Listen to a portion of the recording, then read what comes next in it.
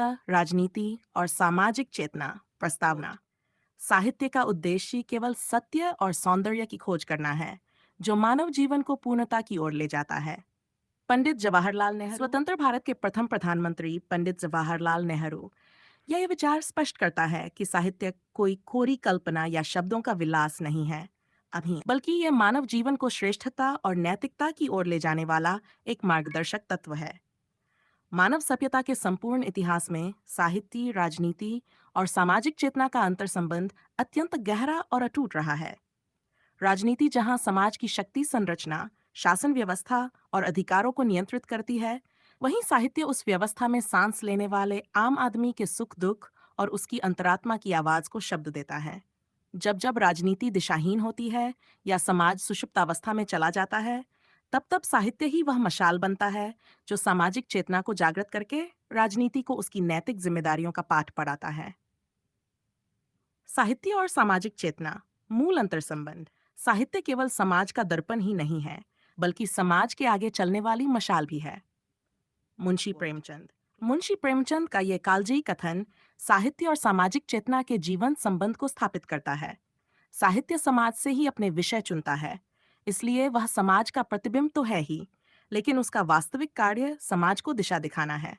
समाज में व्याप्त कुरीतियां, अंधविश्वास, जातिवाद और वर्गभेद जैसे मुद्दों पर जब राजनीति मौन रहती है या चुनावी नफे नुकसान के कारण उन पर बात नहीं करती, तब साहित्यकार अपनी लेखनी के माध्यम से जनता की चेतना पर प्रहार करता है। साहित्य मानव मन में करुणा, न्याय और समानता के बीज बोता है, जिससे एक जागरूक और सचेत नागरिक समाज का निर्माण होता है। साहित्य की सामाजिक जिम्मेदारी बनाम मनोरंजन। साहित्य केवल मनोरंजन का साधन नहीं, बल्कि समाज सुधार का माध्यम भी है। मुंशी प्रेमचंद। प्रेमचंद के इस दूसरे महत्वपूर्ण विचार से यह स्पष्ट होता है कि जो साहित्य केवल मन बहलाने या राजा रानियों के आख्यान तक सीमित रहता है, वह लंबे समय तक जीवित नहीं रह सकता। साहित्य की वास्तविक कसौटी उसकी उपयोगिता और सामाजिक सुधार की क्षमता है। जब कोई रचनाकार समाज के दबे कुचले, शोषित और उपेक्षित वर्ग की पीड़ा को अपनी रचना का आधार बनाता है, तो वह सीधे तौर पर तत्कालीन राजनीतिक और सामाजिक व्यवस्था को चुनौती दे रहा होता है। साहित्य मनोरंजन की सीमाओं को लांघकर जब समाज सुधार का माध्यम बनता है, तब वह सीधे तौर पर सामाजिक चेतना को वैचारिक रूप से समृद्ध करता है। दार्शनिक और ऐतिहासिक परिप्रेक्ष्य राजनीति विज्ञान के दृष्टिकोण से विश्व इतिहास गवाह है कि महान राजनीतिक क्रांतियों और व्यवस्था परिवर्तनों की नींव हमेशा साहित्यिक रचनाओं और दार्शनिक विचारों द्वारा ही रखी गई। फ्रांस की राज्य क्रांति के पीछे पीछे रूसो और वॉल्टेयर के दार्शनिक और साहित्यिक विचार थे। रूसो के इस विचार ने कि मनुष्य स्वतंत्र पैदा हुआ है, लेकिन वह हर जगह जंजीरों में जकड़ा हुआ है, पूरे यूरोप की दमनकारी राजनीतिक व्यवस्था को हिलाकर रख दिया था। इसी प्रकार कार्ल मार्क्स के वैचारिक साहित्य ने वैश्विक राजनीति में सर्वहारा वर्ग की चेतना को जगाया। महान दार्शनिक अरस्तु ने अपने प्रसिद्ध ग्रंथ पॉलिटिक्स में स्पष्ट किया था कि राजनीति का अंतिम उद्देश्य नागरिकों के जीवन को श्रेष्ठ और नैतिक बनाना है, और इस नैतिकता को समाज के भीतर जीवित रखने का कार्य उस काल का साहित्य ही करता है। भारतीय स्वतंत्रता संग्राम और राजनीतिक चेतना। भारत के संदर्भ में साहित्य और राजनीति का सबसे स्वर्णिम समन्वय हमारे राष्ट्रीय आंदोलन के दौरान देखने को मिला। जब ब्रिटिश हुकूमत ने भारतीयों पर राजनीतिक और आर्थिक दमन चक्र चलाया, तब देश के कवियों और लेखकों ने अपनी कलम को राष्ट्र निर्माण और सामाजिक चेतना का सबसे बड़ा हथियार बना लिया। भारतेंदु हरिश्चंद्र ने अपने नाटक भारत दुर्दशा के माध्यम से पहली बार देश की जनता को राजनीतिक पराधीनता के प्रति सचेत किया। राष्ट्रकवि मैथिलीशरण गुप्त की कृति भारत भारती ने सोई हुई राष्ट्रीय चेतना को ऐसा जगाया कि वह स्वतंत्रता संग्राम का मुख्य प्रेरणा स्रोत बन गई। प्रेमचंद के उपन्यासों जैसे गोदान और गबन ने ग्रामीण भारत के शोषण, जमींदारी प्रथा और राजनीतिक उदासीनता को समाज के सामने लाकर खड़ा किया।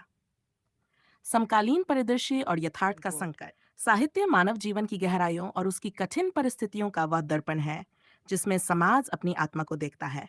कविगुरु रविन्द्रनाथ टैगोर।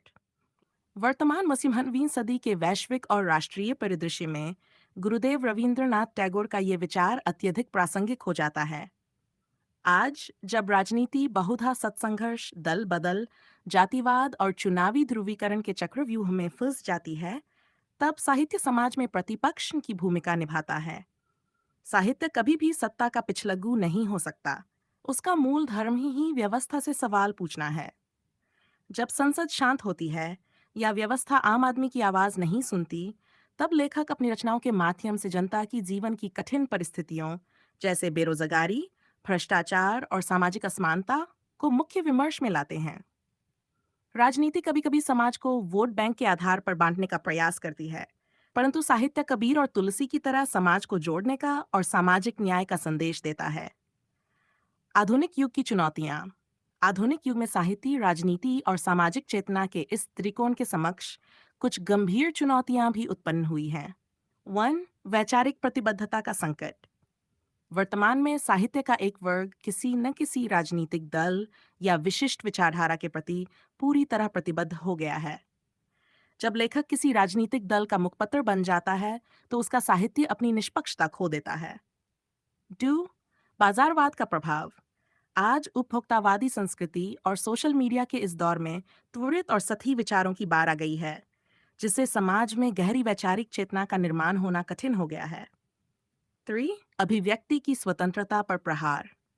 कभी कभी राजनीतिक सत्ताएं अपने खिलाफ उठने वाली साहित्यिक आवाजों को दबाने का प्रयास करती हैं, जो एक जीवंत लोकतंत्र के स्वास्थ्य के लिए चिंता का विषय है।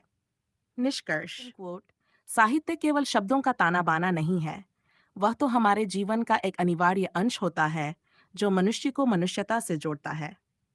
महादेवी वर्मा।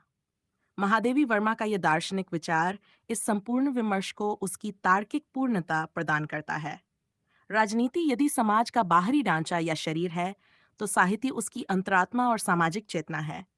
राजनीति जब अपने मार्ग से विमुख होकर केवल सत्ता संघर्ष तक सीमित होती है, तब जवाहरलाल नेहरू द्वारा रेखांकित साहित्य का सत्य और सौंदर्य और प्रेमचंद द्वारा प्रतिपादित समाज सुधार का माध्यम ही समाज को नई राह दिखाता है।